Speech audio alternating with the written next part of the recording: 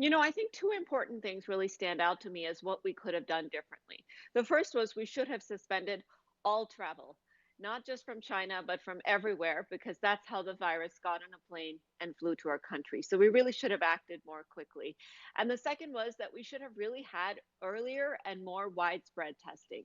This is something we didn't take seriously enough in the beginning. There wasn't enough availability of testing, so we really could not detect and contain the virus appropriately. And then the rest is history. It turned into community spread, and here we are today.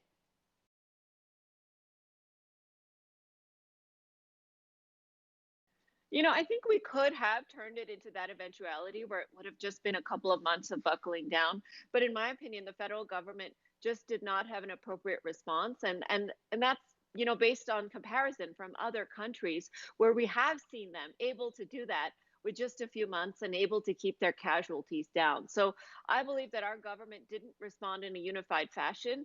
We weren't fast and we weren't able to mobilize our resources appropriately. So without having that testing and tracing in place that we had been talking about and doing it very early, I think we were set up for failure. And that's the reason 2 months has now turned into an entire year.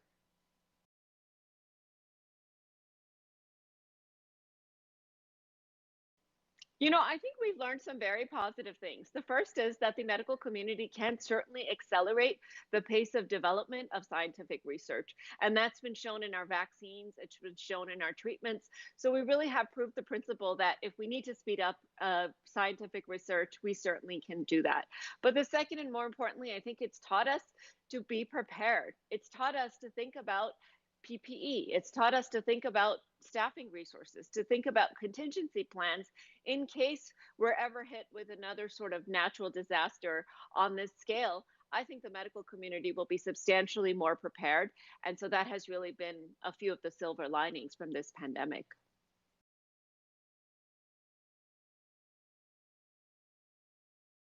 Yeah, I think the National Institutes of Health have really also been able to learn a lot of very important lessons from this pandemic. Preparedness, I think, is a big piece of that. So, really thinking about planning for future such potential pandemics and what could be done to be better prepared for them. Responsiveness. So determining, how do we respond, not just reactively, but proactively, so that we're not, reacting to what the virus is doing, but trying to get ahead of it. And that's where that testing and tracing comes in. Of course, we've talked about all the scientific developments that have come out of the NIH, including novel, treatments for this coronavirus, which is a novel virus, as well as vaccine development, which has been accelerated. And then finally, I think one of the other positive developments that the NIH has learned is really how to revolutionize healthcare delivery. So this pandemic has taught us that telehealth and virtual medicine, which were hardly used at all in medicine before, are really valuable tools for us to really optimize healthcare delivery.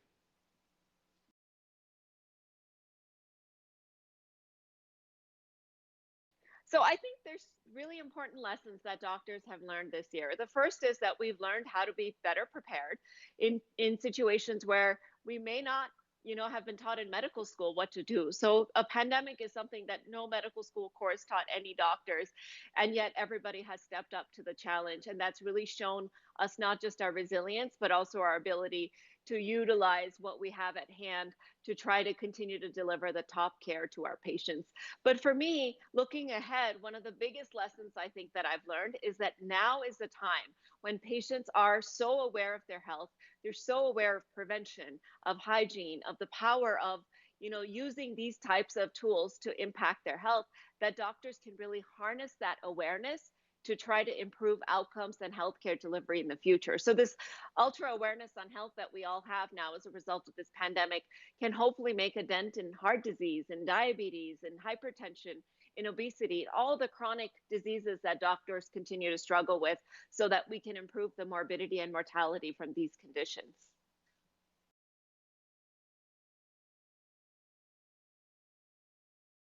So I would say for the average person, there's two big takeaways. The first is do not lose that awareness on your health.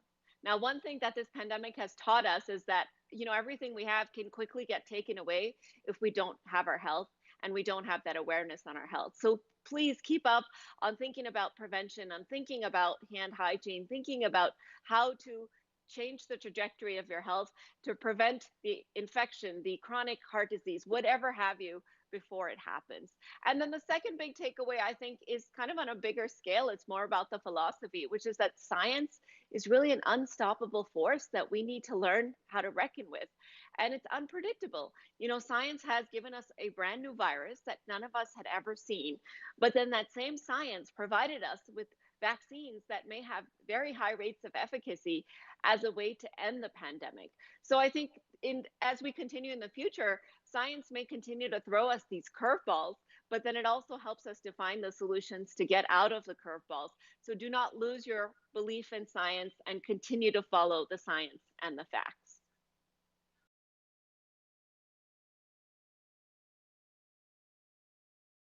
The way that Operation Warp Speed has developed a vaccine to me has really given us two important lessons. The first is that we can accelerate scientific development. Now, a vaccine normally takes 10 to 15 years, and this time we were able to do it in less than a year from, research all the way to potential distribution and manufacture. So to me, that really sends the message that we can do things faster without necessarily compromising the scientific quality. But the second thing that the vaccine heralds in for us is that life is going to return back to normal. And to me, I find that really positive. And vaccines in the past have been the way that we have eradicated diseases. So it is entirely possible that the novel coronavirus could potentially also get eradicated with the heralding in of this vaccine. And that means that pretty soon all of this will become a memory for all of us in our rearview mirror, and something that we'll wonder whether it even really actually happened or we dreamed it.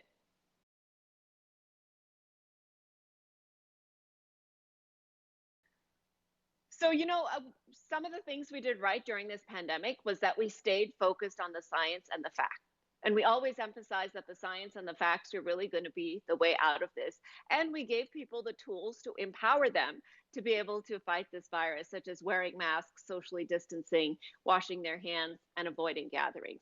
But I do think we could have done some things better. And specifically, I believe that the mixed messages and the shifting messaging that government officials provided was really a huge detriment to the way that we handled this pandemic. And part of that was that, the science was evolving and we were just learning new facts as time went on. But I do believe that part of that was political agendas.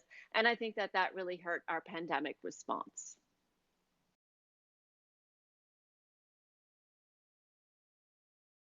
My biggest takeaway during this pandemic has been not to take anything for granted.